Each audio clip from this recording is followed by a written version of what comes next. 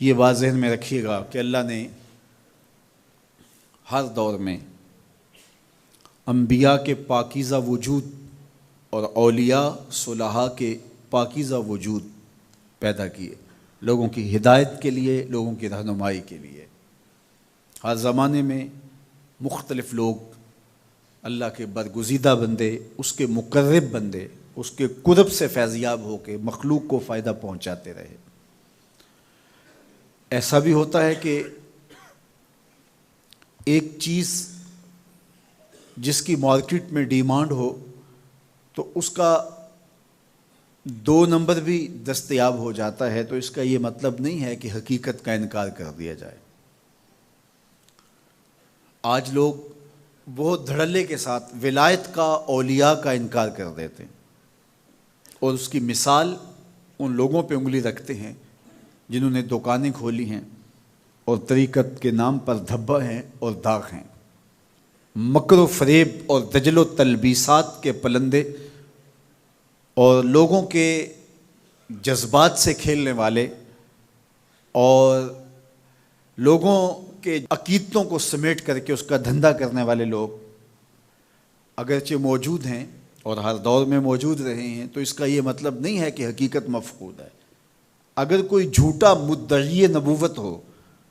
اور مختلف ادوار میں ہوئے بھی، تو کیا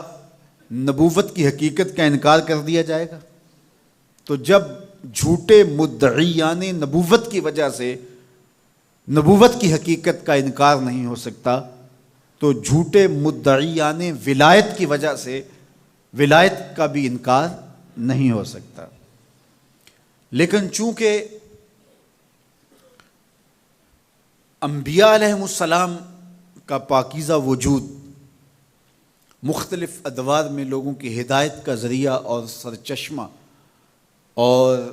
سبب رہا، اور مختلف ادوار میں انبیاء علیہ السلام آتے رہے تا کہ میرے اور آپ کے آقا و مولا حضور ختم المرتبہ تشریف لائے۔ حضور کے بعد نبوت کا دروازہ بند کر دیا گیا، لیکن ولایت کا دروازہ بند نہیں ہوا تا کہ خاتم الاولیاء حضرت امام مہدی تشریف لائیں گے، اور ان کے بعد پھر جب کفر پھیلے گا اور پھر یہ دروازہ بند ہوگا۔ لیکن اولیاء مختلف ادوار میں موجود رہیں گے، اور اس کا امکان موجود ہے۔ تو جس چیز کا امکان موجود ہے تو بہت سارے لوگ مدعی ہیں، نبوت کا امکان ختم ہو گیا، اب حضور کے بعد کوئی نبی نہیں ہے، پھر بھی مدعی موجود ہیں، اور جس چیز کا امکان ہے بلکہ جس چیز کا وقوع ہے تو اس کے مدعی کیوں نہیں ہوں گے؟ تو یہ ایک حالات کا مقابلہ نہ کرنے والی بات ہے کہ کھرے اور کھوٹے کو پہچاننا، اچھے اور برے کی تمیز کرنا، اصل اور نقل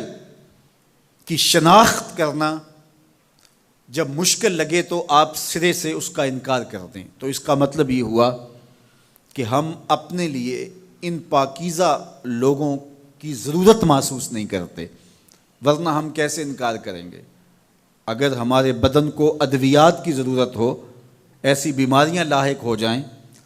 اور مارکیٹ سے 2 نمبر ادویات بھی موجود ہوں اور 1 نمبر ادویات بھی ملتی ہوں، تو ہم تلاش کر کے 1 نمبر تک پہنچنے کی کوشش کرتے ہیں۔ تو اگر روح بیمار ہے اور اس کے معالج ہمیں چاہیے اور ہم سمجھیں کہ اس کے بغیر چارہ نہیں ہے، تو پھر ہمیں حقیقت تک پہنچنے کے لیے کوشش کرنا ہوگی، اور اس کا انکار کر دینا یہ سوائے حماقت اور نادانی کے اور کچھ نہیں ہے۔